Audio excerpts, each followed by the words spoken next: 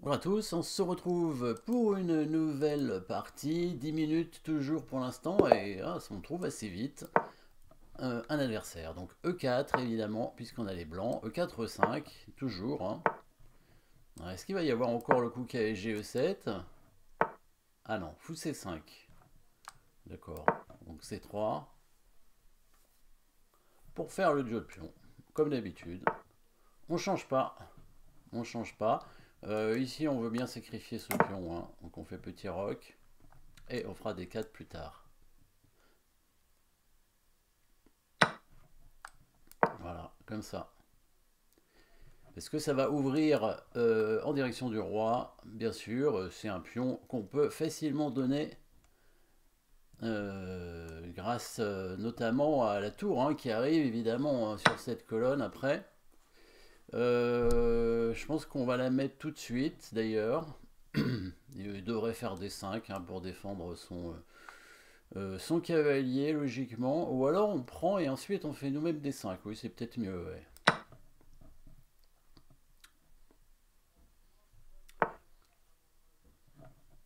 Voilà. Et là, du coup, on prend un gros avantage d'espace avec ce coup. Le cavalier qui est obligé de repartir à la maison. Et le pion sacrifié n'a pas beaucoup d'importance pour l'instant. Hein. On va se développer très très rapidement.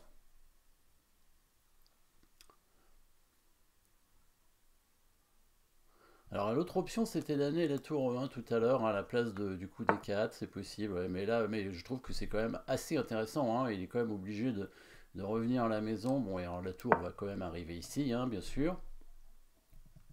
Pour attaquer le cavalier. Alors il vient attaquer le fou, il y a l'option fou G5. Pour attaquer son fou, il va faire F6 pour attaquer le fou. Est-ce qu'il y a quelque chose derrière qui peut être intéressant? Pas sûr. F6, non. Bon, on devrait simplement lever le fou. Peut-être on anticipe le petit roc et donc on peut le mettre sur cette diagonale ici, maintenant. Parce que comme ça, on est en direction du pion H7 évidemment. Hein. Et là, il ne peut pas se développer. Hein. Vous voyez, le cavalier, le fou, ici sont bloqués, même la dame, le fou est cloué. Donc là, gros avantage de développement. On ne va pas chercher trop de complications. Hein. On se développe, on continue. Le cavalier, bien sûr, avant le fou. Le fou, on choisira plus tard. Celui-là, il va peut-être bouger pour laisser passer la dame. Bon, ça c'est pas très important. Alors la case Kasparov est contrôlée par son cavalier, donc pas sûr que on y aille rapidement, mais on veut laisser passer la dame, donc on va quand même bouger ce cavalier et probablement le mettre en E5. Hein, voilà. On laisse passer la dame et on envisage, s'il joue G6 par la suite, un sacrifice hein, dessus, évidemment. Donc là, là c'est ce que je voulais faire, hein, la dame en H5. Hein, là, s'il prend le cavalier et les maths, hein, on est d'accord. Hein, donc c'est parti. Donc là, il va être obligé. Il ne peut pas jouer G6, sinon il y a sacrifice. Il va être obligé probablement de jouer F5. Ça va être assez obligatoire. C'est protégé par le cavalier et la tour.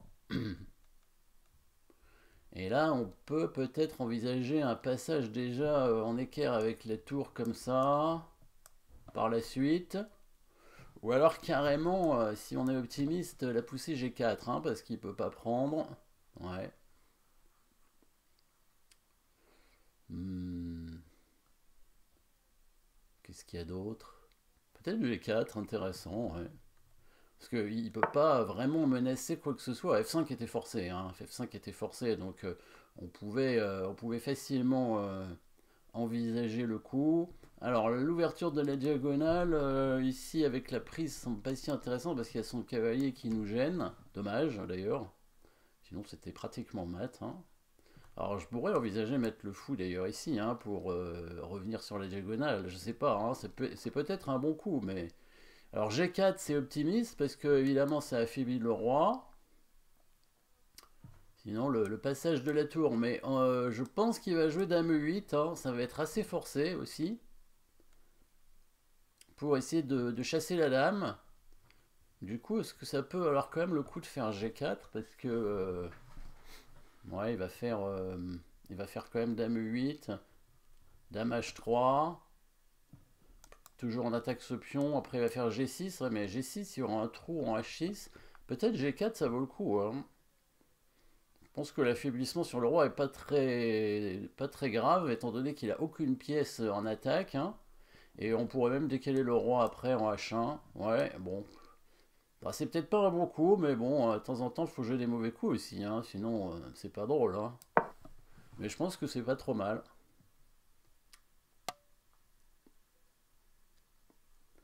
Bon, évidemment, hein, on va pas jouer exprès un mauvais coup, hein, bien entendu, hein. Les mauvais coups, ils arrivent quand on fait pas attention. Mais j'ai l'impression que, voilà, là, en tout cas, il peut pas prendre en G4. On menace de prendre en F5, avec ensuite... bon, après, c'est pas si grave, hein, pour lui. Je sais pas si la menace de prendre en F5 est si importante, ou est-ce que je veux plutôt avancer mon pion comme ça. Mais on peut peut-être prendre le pion quand même pour ouvrir la colonne.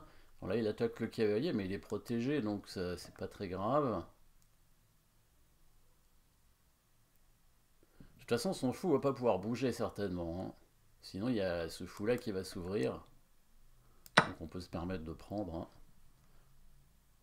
Voilà, ça va ouvrir simplement la colonne aussi, hein. Peut-être on va décaler le roi pour amener la tour. Bon, le fou va peut-être arriver là pour protéger le cavalier, pour lier les tours. Et du coup, éviter qu'il mette sa dame ici, hein, puisque s'il met sa dame ici, il n'y a pas de découverte étant donné que la tour n'est pas protégée. Ouais, du coup, si je bouge la dame, il peut prendre le cavalier. Mais son fou sera cloué. Hmm. Ouais, c'est ça le problème, hein. Évidemment, la tour n'est pas protégée, donc je peux pas faire de découverte. Euh, bon, j'ai pas vraiment envie d'échanger les dames, hein, mais est-ce que je vais avoir le choix? Alors, si je bouge la dame, il prend le cavalier. Je peux mettre le fou en F4 pour essayer d'attaquer le fou, mais il va le protéger avec son cavalier. Il va revenir en F7. Parce que je pourrais pas faire F4, ou alors je le prends ensuite et je fais F4. Après j'aurais F6, attaque à la découverte, mais il va jouer G6. Voyons, dame H3, fou prend E5. Je peux faire fou F4. Après, il peut prendre le fou et avoir plusieurs pièces contre la dame, mais à mon avis, il va se prendre une attaque quand même, hein. Bon, on va tenter de garder les dames, allez. Allez, c'est drôle. On va pas échanger les dames, hein. C'est pleutre. Allez, on garde les dames. On donne le cavalier, tant pis. On joue pour l'attaque. Parce qu'il peut y avoir F6 quand même derrière, avec les menaces derrière, ici. Mais je commencerai par fou F4. Bon, il prend pas le cavalier. Ouais, d'accord, hein, il a pas... Bon, je défends du coup avec mon fou. Et là, je peux menacer une découverte, hein, parce que maintenant la tour est protégée. Bon, ça, je pourrais soit bouger le cavalier. Bah, les deux cavaliers peuvent bouger en fait, hein, puisque la dame sera attaquée. Alors, on le met où ce cavalier? Bon, là, je vais faire une découverte. J'ai envie d'éliminer ce fou. En plus, il y a l'autre cavalier qui n'est pas protégé là. Oui, donc je peux tout simplement faire cavalier G4. La dame est attaquée et je pense que c'est le plus simple, hein. Les coups les plus simples sont généralement les moins compliqués, hein. On est d'accord. Donc cavalier G4, attaque la dame, attaque le cavalier, attaque le fou aussi, puisque lui, bah, c'est quand même le bloqueur, hein, du pion ici, hein, qui nous permettrait de battre, hein, assez rapidement avec la dame et le fou. Là, il va avoir des soucis, hein, parce que... bon, ou alors il donne la dame, en prenant le cavalier peut-être, mais je sais même pas si je prends sa dame. Je vais peut-être plutôt prendre son cavalier avec le fou, d'ailleurs, hein, pour garder l'attaque sur la dame et l'attaque ensuite sur la tour ici. Bon, on va prendre le cavalier, hein, et on va du coup prendre la tour ensuite, hein, je pense, hein. Je sais pas s'il y a mieux, hein, il y a peut-être mieux, mais bon, on va pas chercher mieux. Voilà, là on prend le fou, on prend la tour. Est-ce que je prends le fou d'abord? Oui. prends le fou, la tour, et après je pourrais même pousser le pion pour menacer... Ouais, on va faire comme ça, hein. On élimine d'abord celui-ci. Échec. Il n'y a toujours pas de contre-attaque, hein. Mais non. Ouais, vous voyez les pièces ici? Il joue avec 3 pièces de moins, hein. Ouais. C'est ça l'avantage d'espace, hein. Évidemment. Bon, échec, hein. Ah, il prend du pion, ok. Bah, je vais même pas prendre la tour, alors je vais faire tour 7. C'est encore mieux. Et là, il va devoir donner sa dame pour éviter le mat. S'il prend ce pion ici, c'est pas grave, hein. On peut simplement bouger l'autre tour. Voilà. Là, on menace mat ici en H7, hein. Donc il peut pas bouger sa dame. Ou alors il prend la tour.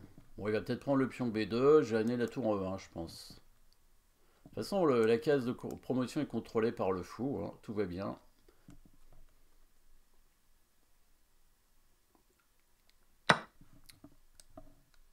Bon, je vais pas chercher mieux que tour E1, hein. Il y a peut-être des échecs, mais je pense pas, hein. On enlève la tour tranquillement. Le fou contrôle ici. Le pion n'est pas dangereux pour l'instant.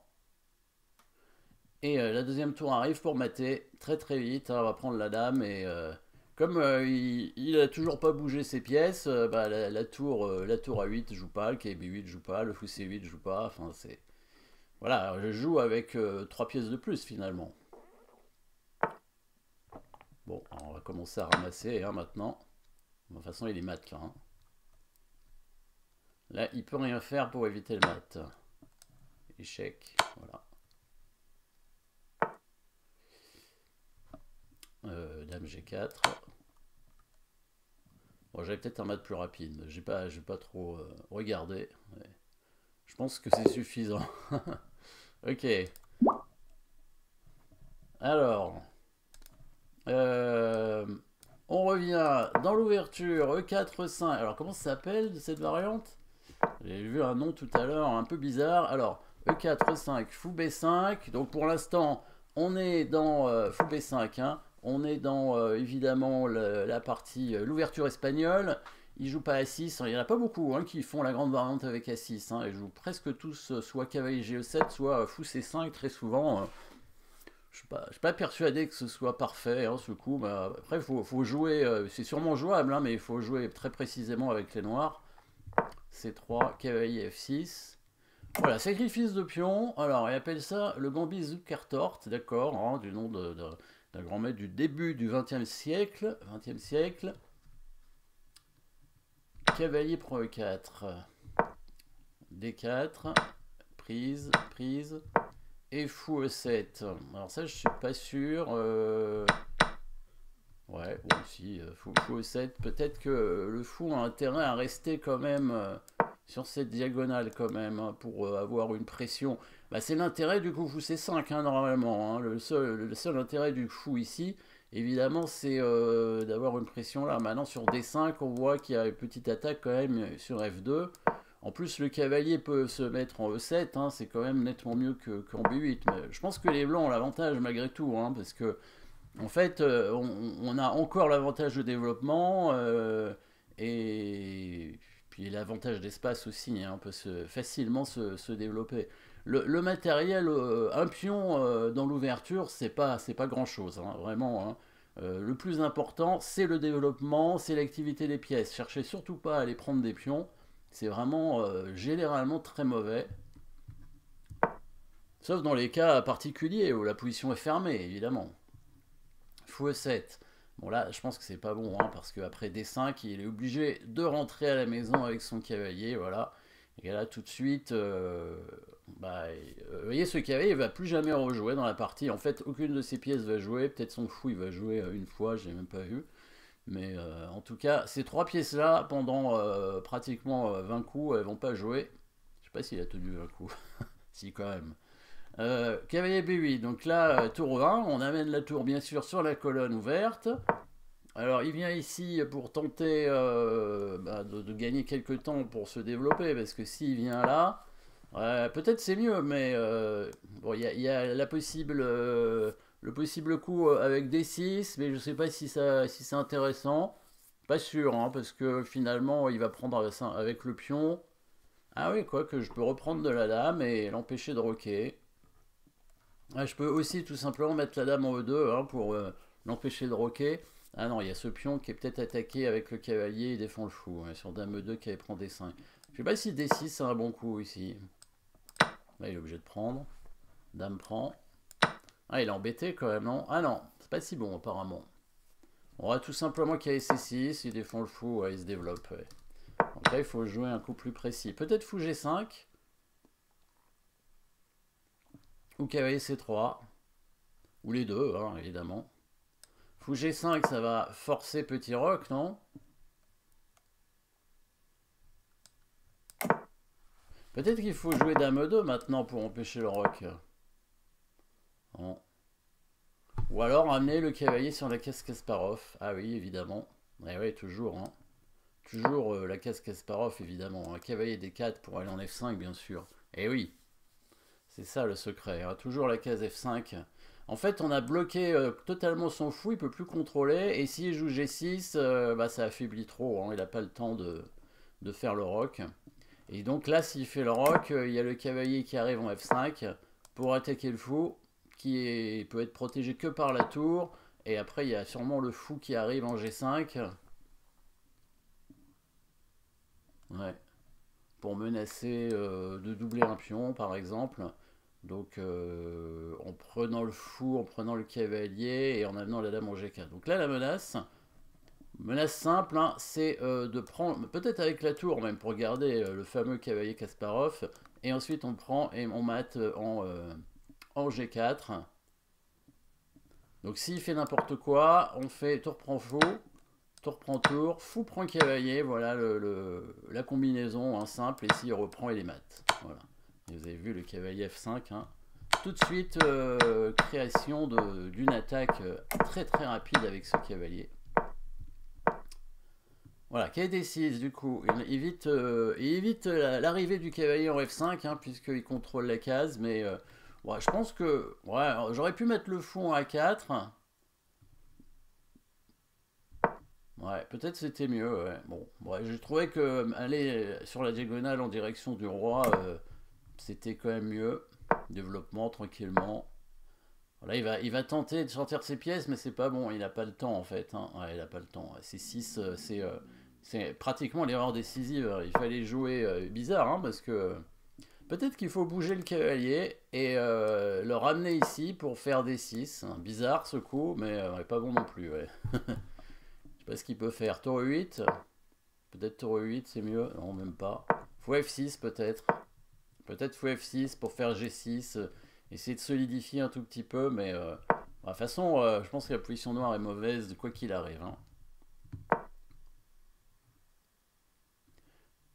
Peut-être qu'il a intérêt à rendre un pion, faire B5 peut-être. B5 pour essayer de faire B4 et vite sortir son fou. Parce que bon, son pion d'avance n'a pas d'importance et il a intérêt à se développer très rapidement. Bon, difficile à dire ce qu'il faut jouer avec les noirs. En tout cas, jouez pas ce genre de position avec les noirs, tout simplement. Cavalier E5 pour amener la dame en H5. Bon, ça c'est perdant tout de suite. Hein, F6 apparemment. Ah, j'aurais pu peut-être faire fou prend H7. J'ai pas pensé. Peut-être ça marchait déjà. Ouais, eh oui, effectivement. C'était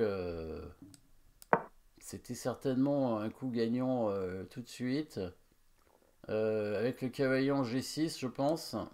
Attaque le fou, ah oui, tout simplement. Ouais, très très bête en fait.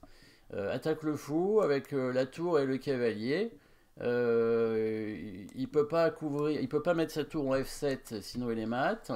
Il serait obligé de le défendre comme ça. Est-ce qu'il est mat quand même? Pas tout de suite. Mais il peut plus trop bouger en fait. Il peut plus trop bouger, mais comment on améliore? Non, comment on amène une nouvelle pièce en attaque? Ah, mais on peut prendre le fou avec la tour et gagner la dame. Ah oui, mais attention, maître du couloir. Attention, maître du couloir. Donc on va simplement bouger le fou, je pense, fou F4. Hein, voilà. Et il va y avoir des menaces menaçantes hein, quand même. Hein, parce que le fou, le cavalier... Ouais, en fait, on sacrifie une pièce, mais il a 3 pièces de moins avec sa tour, son cavalier, son fou. Hein. Donc ouais, fou prend H7 était déjà gagnant. Ouais, bon. Ok, j'ai pas été assez vigilant, du coup ça lui a permis de se défendre avec F5, bon la position est gagnante quand même, hein. Et là G4, hein, je pense que c'était pas mal. Ouais, il y avait peut-être mieux, hein, mais bon, ok ça va G4, tout simplement. Ah, on a moins d'avantages, peut-être qu'il faut jouer plutôt G5. Ouais, il va quand même prendre le cavalier. F4 ou fou F4 peut-être. Fou F4 peut-être. Un coup simple pour protéger le cavalier. On conserve l'option G5. Ouais, peut-être c'est mieux. Et ça permet de protéger la tour. Parce que là, il fait ça et effectivement, là, il pourrait prendre le cavalier. À mon avis, il aurait dû prendre le cavalier ici, hein. C'était le coup à jouer. J'avais l'intention de mettre le fou en F4. Et là, peut-être qu'il peut donner sa dame comme ça, hein. C'est possible. Ouais. Ah, il faut mieux prendre du cavalier. D'accord, pour revenir en F6 pour protéger. D'accord, donc peut-être qu'ici, il y a un coin intermédiaire, F6. Comme ça, le cavalier peut pas revenir. Il n'a pas le temps de revenir pour défendre, hein. Bon, il y avait des coups précis à trouver. Mais oui, là, il aurait dû faire ça, donner sa dame, hein. Et c'était pas fini. Donc voilà, tout à l'heure, j'aurais dû faire fou prend H7. J'aurais pas dû prendre le pion F5, probablement aussi. Bon, là, c'est fini. On protège la tour et attaque à la découverte sur la dame. Voilà. Vous avez vu la fin, la tour qui arrive. Maintenant 6 coups. Ouais.